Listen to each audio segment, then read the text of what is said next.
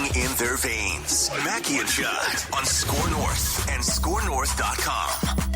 It is Tuesday. That means it's actually bonus scoop time with our friend Darren Doogie Wolfson, Channel 5 Eyewitness News and Scoop podcast fame here on SKOR North. Zolgad, executive producer, Declan Goff. And Doogie, let's start here. Let's start in what transpired in Philadelphia last night.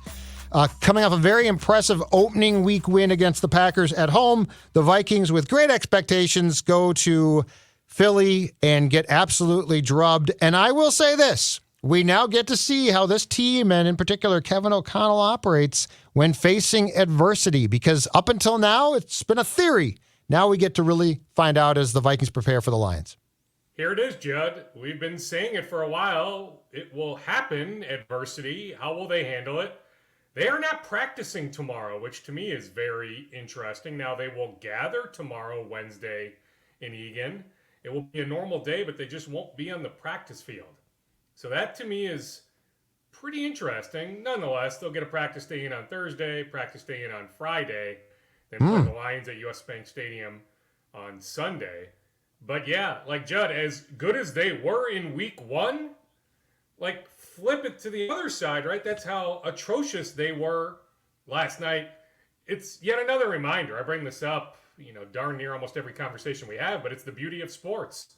Yep. The unpredictability, right? Like, who the heck foresaw that taking place last night? Now, some people might say Kirk Cousins doesn't play well in prime time when, especially, he's playing a pretty good team. Like, he wasn't playing the Bears on Monday Night Football. I know that he had won 2 consecutive Monday night games against the lowly Bears. This isn't the lowly Bears.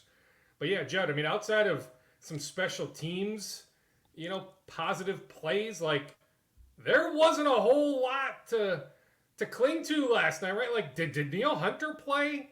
Zadarius Smith made maybe one play. Cam Dantzler Sr. made some plays, but then got benched later on. Harrison Smith is currently in the concussion protocol. Does Adam Thielen play for this team, even though he was targeted a bunch late, but wasn't targeted the first 3 quarters? That was just a weird one. C.J. Ham only playing 3 offensive snaps. Jalen Reagor was a bigger part of the offense last night than C.J. Ham. Dalvin Cook not being able to do anything. Yeah, I didn't see that one coming, Judd. I wasn't shocked that Philadelphia won, but how they won, right? That to me is what should be very depressing today for Vikings fans. So let's start, Dukes, with the first half. The defense was absolutely, in the first 2 quarters, atrocious. Here's what I saw. And I think it's going to be a problem against teams with speed, i.e. the Dolphins, Eagles, teams like that. A lot of these players who are aging on defense look old and slow. I'm talking about the linebackers, unfortunately. I'm talking about Patrick Peterson at times. I'm talking about Harrison Smith at times. And look, if you're playing a team that has a drop back QB, you're probably okay. But if you're playing Tua or Jalen Hurts or really a growing number of teams that can try and beat your defensive scheme with speed, unless you make changes, I don't know that you have enough young athletic players to keep up. I agree. I mean, I would add Josh Allen, that game at Buffalo in a few weeks. Best of luck with that one. Good point. New Orleans Great point. has speed. But Jameis Winston, I just don't know if he's capable of not throwing the ball directly to a white or purple jersey on that Sunday morning in London. I guess Sunday afternoon London time, Sunday morning our time on October 2nd. But New Orleans has guys that are capable of running right by that Vikings defensive backfield. I'm with you, Judd. I mean, that was a concern we had entering the year, right? I mean, we had concerns about the offensive line, the interior of the offensive line, which so far to me hasn't been a train wreck. It's had its issues, right? But I don't think it's been a train wreck. But we also had question marks about the secondary. Those questions are rearing their ugly heads right now. I don't know who exactly screwed up on the long touchdown, right? That made it, I guess at that point, 14-0? I don't know if that was Bynum or, well, somebody told me post-game it was Cam Dantzler, that it was Dantzler Sr. that had a breakdown there. But, yeah, I mean, on film, it looks like, in the moment, it looked like it was Cam Bynum, but I'm not even sure it was Bynum. Nonetheless, Like, that was a breakdown. That Yep. just can't happen. All the space. Like, I thought I was watching the Packers defending Justin Jefferson again. Right? The way the Vikings were defending A.J. Brown, how much space he had at times. Devontae Smith, all the space he had at times. I'm with you on the linebackers. I thought Kendricks missed some tackles last night. I thought Hicks missed some tackles on one of those Hurts touchdown runs. Hicks got run right through. Like, that to me was really, really concerning. So, yeah, I mean, you know, we said, hey, if this defense can just find a way to be middle of the pack, we're not necessarily expecting top 10, but you can't be 27th or 28th again. Merely find a way to be 14th, 17th, 16th. Maybe 17's a stretch, but somewhere in that, 10 to 15 range, Yes. this team can win 10 or 11 games. The schedule is favorable. They can find a way to get back to the playoffs for the first time in a few years. But, like, if last night is any sort of tell for a bunch of games moving forward, Judd, those people back in February and March who said, strip this thing down, they should have hired Ryan Poles, not Kwesi Adolfo-Mensah. Like, those people will have all the ammo they need. That this core just won't be able to do it. But I'm not there yet, Judd. I need to see a lot more before I would jump to any sort of conclusion. But I'm just telling you, there are people in that camp. And I'm telling you, those people today are very loud, saying, see, this is what I told you. This core can't do it. They should have stripped this thing down. They're delaying the inevitable. On the quarterback, this to me is going to be so interesting to watch, Dukes, because of this. The Vikings, and especially KOC, is banking on the fact that he can take Kirk and make Kirk into the quarterback he wants, which would be, a successful playoff run type of guy. But what we saw last night was when things go bad, and that was a muddy, ugly game. Like, that was not a aesthetically pleasing game. But when things went bad and Philadelphia kept trying to give you chances, interception, block kick, penalties, to say, hey, Vikings, stick around here, Kirk melted down. And I'm very curious to see, because it's going to be all of 2022, but how much time is given by KOC and Kwesi to say, you know what, we're going to stick with this? Because I maintain, and until I'm proven wrong, won't back off of, I think Kirk can win games. I think Kirk can get you to the playoffs probably. I don't think Kirk can get you close to a championship. And this is where, to me, this becomes such an interesting, almost experiment to watch between coach and quarterback. Well, I'm with you. I mean, I think that is the ceiling, that they are not touching a game in early February, but can they touch the second weekend or third weekend in January? Sure. Can Kirk lead them to 10, 11 wins? Sure. His leash is plenty long, Judd. Like, they're not going to Nick Mullins or anything like that anytime soon. So, I mean, you sort of answered it yourself, but the leash certainly is the duration of this season, presuming health. As long as he's healthy, he will be the guy. But, yeah, I mean, the Vikings had the ball inside Philadelphia's 30-yard line 4 times in the second half last night. They didn't score. Like, that can't happen. Not like I'm breaking news with that take, but, what? Right. Like, the interception, the jump ball to Justin Jefferson, it looked like Jefferson was looking for the ball back shoulder, and he's throwing like a fade.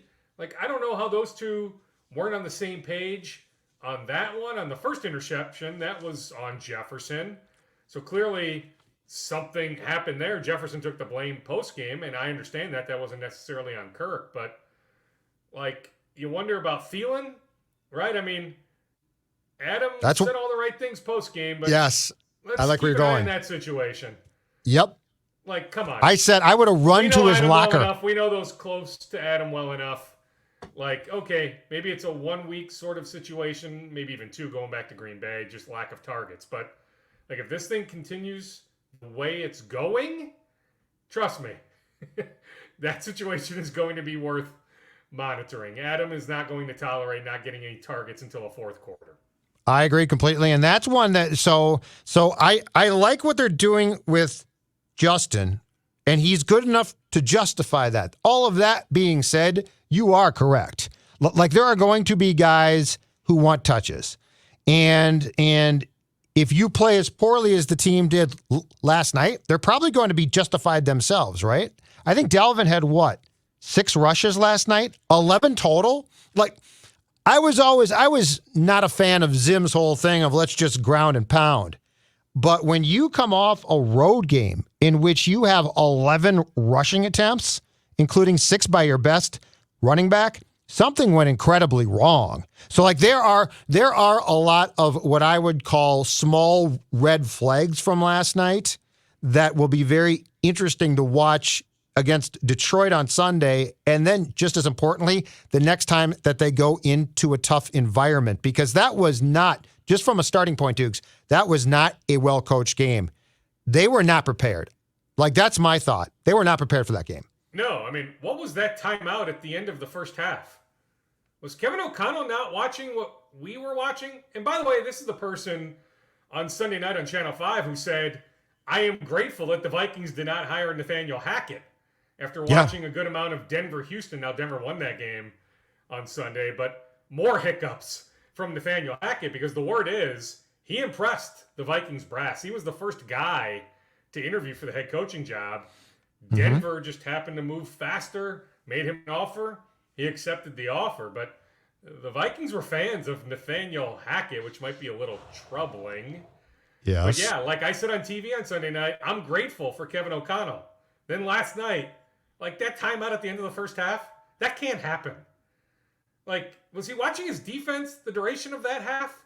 What made him think his defense was going to get off the field? Like, that was a weird one. I mean, he pretty much handed them 3 points. I thought I was watching one of the meltdowns from last year at the end of a half, right? That was just odd. All the 3 and outs, right? I mean, sure, when you touch on, Dalvin's lack of touches, or I'm touching on Thielen's lack of targets, but they had, 3 and outs in the first half. They had another possession where there was a penalty that resulted in a first down, but they didn't gain another first down, so it was like 4 plays. And they were out, technically not a 3 and out, but it was a short drive. So, I mean, that was 4 of the drives in the first half. Then they had the touchdown drive. But, like, the tight ends were being targeted. I mean, that's what Adam's going to say, or maybe at least tell people privately. Look, Johnny Monk got those targets. Irv Smith Jr. got those targets. Hey, look at me. I'm out here. I've been on the field. I was on the field for a bunch of snaps. Kirk, what's going on? Throw the ball my way. So I'm just saying, certainly a situation to keep an eye on. Exactly right. Okay, more scoops. Wolves start training camp, I believe, next week. What's going on there as they get set to open I believe their second official training camp with Chris Finch, and 2.5 years now with him as coach. Yes, so they open up 1 week from today. Media Day is next Monday at Mayo Clinic Square. Then the first official day of training camp next Tuesday, September 27th. Informally, most of the guys are in town. Like, they're working out probably as we speak on Tuesday afternoon at Mayo Clinic Square. This weekend, though, a lot of guys heading out of town, going to visit family, friends. Then they will come back Sunday night. So a lot of guys bailing town Thursday afternoon, Thursday evening, Friday morning, then coming back Sunday night. Like, I was trying to line up an interview with Luca Garza, and it may not work out just because Luca's going out to California to see his grandpa. But, like, I was told the Wolves are doing stuff all day, then they have some team bonding stuff they are doing at night. So, like, it is a busy time. Even though it's informal, it's a busy time for Wolves players. They also will do a lot of bonding middle of the preseason. They have 2 games in Los Angeles against the Clippers and Lakers where there's like a 4 or 5 day separation. So they'll be out in LA for like 4, 5, 6 days out west. There might be a game in the mix there in Vegas too. But anyway, there's going to be ample amount of time to bond during the preseason. But yeah, the opener less than a month away. October 19th, the opener against OKC. So it's that time of year. The Wild on the ice for the first time this training camp come Thursday. So it's all ramping up. The Wolves training camp roster is pretty much set. I do wonder, I brought this up when I sat down with Chris Finch last week, if at some point they look to bring in another ball handler. But he told me, hey, outside of D'Lo and Jordan McLaughlin, Austin Rivers is capable of handling the ball. Jalen Noel, Anthony Edwards, even Kyle Anderson. That Finchy feels like he's got some options. But that would be a position if they bring in anybody, make a move with the training camp roster at some point. Like maybe keep an eye on that. But as far as I can tell, with PJ Dozier now, with Luka Garza, with the two-way guys, Pascal and Lawson, with CJ Ellaby, I believe they're at 20. Now I can double check that. Maybe they're at 19. Maybe they can add one more body. I should know that top of my head. But I feel like with the PJ Dozier move, they might be at 20. That's another sneaky good move, Judd. Nikola Jokic of the Denver Nuggets said after they lost in April to the Golden State Warriors after that last playoff game, he said, hey, okay, yeah, we missed Jamal Murray. We missed Michael Porter Jr. But don't forget, we missed PJ Dozier. He had left ACL reconstruction surgery in early December. So he's not quite 100%, but he'll be on the court. But like there was a report going back to June that he was fully cleared. I'm not convinced he's all the way cleared, but he's just about cleared, being about 9.5, 10 months removed. But like he's a guy who can guard multiple positions. He has a history with Tim Connolly in Denver. To get him on an Exhibit 10 contract. Now, John, he may never play a minute for the Wolves, right? I mean, it's an uphill battle when you're not on a standard NBA contract. But to get that guy for training camp for the preseason to at least have a chance to fight and make the roster as the 15th guy, like that's a sneaky good signing. It really is. Like you look at some of these moves, these outlier type moves, but like CJ Ellaby started 28 games for Portland last year. And I get it, Portland was a train wreck. But you still need to do something to earn 28 starts in this league. Luka Garza is in phenomenal shape. Like, those close to him feel like, I'm not making the Kevin Love suggestion or comparison, but like he's got a sliver of Kevin Love's game in him. I still think, go back to what you saw at Iowa. Like, you mean to tell me Luka Garza is not an NBA player with that offensive skill set? The late Flip Saunders always used to tell me, a guy better have at least one NBA skill when he enters the league. Well, Luka's got that skill. It's scoring, right? It's shooting/scoring. Just the ability to put the ball in the hoop, right? Now, I don't think Luka's going to make the Wolves, but I'm just saying, to have Luka Garza down with the Iowa Wolves, develop down there, if the need arises, bring him up here. Like, that's a sneaky good move. So, like, we were all wondering about depth after the Rudy Gobert trade. The Wolves have as much depth as they've ever had, Judd. This is a plenty deep team. Like, even though they stripped the roster semi-bare, on the fringes with that Gobert trade, no concerns in terms of depth. Dukes, if I ask you to, right now, pour a glass of Wolves Kool-Aid, how high would you pour it? Like, because there's excitement here. It looks like a good team. They've disappointed us before. What is your excitement or thought process on how good this team in particular can be? Well, I'd overpour because it's all about making money. The Vegas over-under is 48.5 or 49.5 wins. I'm taking the over. It's a favorable early schedule. Like, there are going to be hiccups. By the way, Rudy Gobert wants touches. I can tell you that from people close to Rudy. He's not coming here to be a screen setter and the unreal defensive player that we know. Like, he wants legit offensive touches. The Wolves know that. Chris Finch knows that. Finch plans on using him in that regard. But is there enough basketball for Gobert, for Cat, for Ant, for D'Lo? Right? D'Lo, so, it's going to be an adjustment. But the schedule is so favorable early, they can overcome some of those issues. I'm not suggesting they'll start the season 10-0, 12-0, anything crazy like that. But they should be able to win most of their first 10, 11, 12 games. Like, they should be 9-3, 10-2.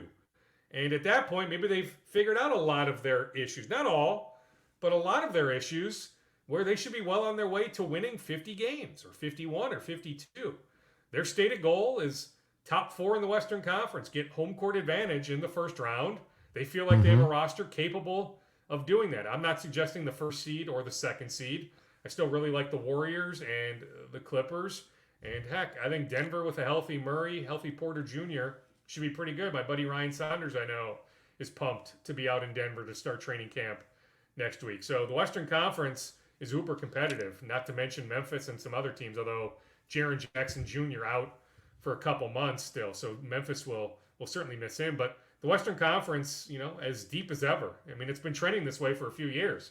Like last year, I think I said it's as deep as ever. Well, now fast forward a year, It's that deeper? much deeper. Yeah, well, because Sacramento's that much better. New Orleans is that much better. Yeah, now, I do there like the are some Pelicans. teams, Houston, OKC, San Antonio, who have no interest in winning. But every other team, for the most part, like, look out. I mean, it's going to be uber competitive. But my expectation is over the Vegas over-under win total. And they should be a top 4 seed. Get to 52, 53, 54. You should be right in that mix for that 4 seed. Maybe you're the 5 seed, unfortunately. Dallas will be good again, right? So, I mean, there's going to be competition. Utah would be the other team, Judd, trying to figure out what exactly Utah is going to do. I think they want to lose.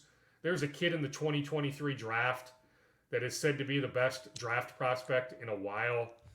This 7'2" kid from overseas that has a lot of the Chet Holmgren skill set, but he's bigger, stronger, maybe even a little bit more skilled than Chet Holmgren. So imagine Chet Holmgren, but 2 inches taller, another 30, 20, 30, 40 pounds, whatever it is. Maybe it's closer to 20.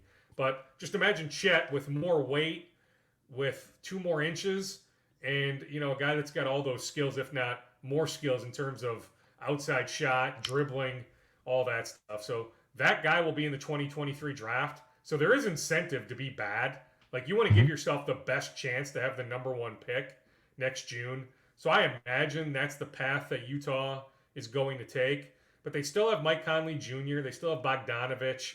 They still have Jordan Clarkson. Malik Beasley can be serviceable. Like, they have some guys.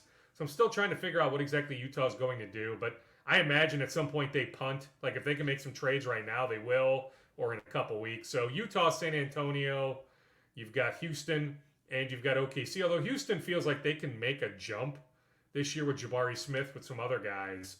But certainly OKC, Utah, and San Antonio, they're not good. But the rest of the Western Conference, pretty darn good. Like, there's going to be some team that misses the play-in. That will be the 11th seed, where you're like, whoa, that team should have been a play-in team or a playoff team, right? Maybe it's the Lakers again, right? I mean, the Lakers feel like they'll be that much better. So, yeah, the Western Conference is going to be a bear, but the Wolves should be really, really good. Final scoops. Take us home. Sure. So Ben Johnson, Gopher basketball coach, up in Cherry today to visit with a 2024 recruit, Isaac Asuma. What Gophers fans should know on 2023 recruiting, yeah, a lot of time being spent right now on 2024, but, more urgent is 2023. So Tayson Chapman is the number 1 high school basketball player in the state. Senior, Totino Grace High School. He is going to announce his college commitment tonight. Gophers fans, it's not going to be the Gophers. And I'll just say this, it's a 2-way street. But it won't be the Gophers. Do not expect it to be the Gophers. It's not going to be the Gophers. You will see tweets with the Gophers listed as a finalist, people all excited. Hey, local kid making his announcement. He's got the Gophers among his finalists. Like, hey, he may be picking the Gophers. No. I'm not going to ruin the kid's announcement, but no, do not expect him to announce the Gophers. Nolan Winter, legacy recruit, Trevor Winter's son, senior Lakeville North. Yeah. How about this, Judd? He is down to 2 schools, the Gophers and the Badgers. He's a bad. Oh, yeah. He could be a prototypical Badger, baby. Well, and Lakeville North has that Badgers pounding the glass. But you've got Dad, right? You've got Trevor, who bleeds maroon and gold. Boy. Yeah, the Gophers have been working Nolan Winter pretty good. So that's an interesting recruiting saga to follow. He should be making his announcement at some point before the basketball season starts, maybe even in the next week or two, but certainly before the high school basketball season ramps up. Drew Stratman, Judd, can I just make a statement on Drew Stratman? He may never turn out to be a major league reliever, but the fact that the Twins lost him on waivers, and when you put a guy on waivers, you can lose a guy. But the fact the Twins decided to put him on waivers, not make the move on Emilio Pagan, is frightening. That is just an idiotic move. Moronic. And I'm telling you, Drew Stratman may never turn out, right? He's the other guy they got in the Nelson Cruz trade with Tampa. He may turn out to be nothing. But there's at least some hope there. Like, you don't just kick hope to the curb. There were other moves to make. But I'm telling you, an Emilio Pagan, Judd, I'm telling you, don't be shocked if they end up tendering him. Or what are they doing? Is there some sort of handshake agreement where they non-tender, but they do end up re-signing? Like, they feel like Emilio Pagan can help them in 2023. I'm not making this up, Judd. Who is this? Like, who feels this way? I don't. Falvey? I mean, Rocco's seen the guy. Yeah. No. But I'm saying I'd love to know, like, who's saying, oh, you guys don't understand. Judd, if they didn't want him here next year, they would have already made the move on him. Yeah, no, you're right. I don't disagree with you. I'm not shooting you. I'm just saying. Control for next year. You have to tender. This is ridiculous. He's under team control. Now, I'm just telling you, they could have some sort of handshake agreement where they non-tender, then re-sign him at a lesser number or maybe a comparable number to what he's making this year. Yeah. But like if you tender him, he's making 2.3, 2.4 this year. You tender him, he'll go up to like 3.2, 3.3, 3.4. You're not paying a middle reliever. I don't care if he was good. I wouldn't pay Emilio Pagan $3.4 million next year. And the Twins have payroll flexibility, but I'm just not a firm believer in paying a middle reliever that sort of money. But if they want to get him back at 2, 1.5, they feel like they can salvage something, by all means. But aggregators unite. It doesn't make sense to me. No, aggregators unite. This will be aggregated. Opinion. No, this won't be mine. I won't be doing it. I'm saying the aggregators. No, the aggregators right now, they're gathering. I'm just saying my hunch, my sense. All right, okay. If somebody wants to aggregate that, fine, so be it. But like I'm just telling you, think about it logically. If they didn't think he was part of their 23 there's no logic. Plans, they would have already cut the cord. They haven't cut the cord. I'm so done. Just read between the lines on that. That's all. I'm done. I'm just done with him. I don't blame you. I'm done. I'm sick and tired of him. All right, Doogs. Talk to you on Thursday. Thank you. Okay, sounds good, Jed. Bye-bye.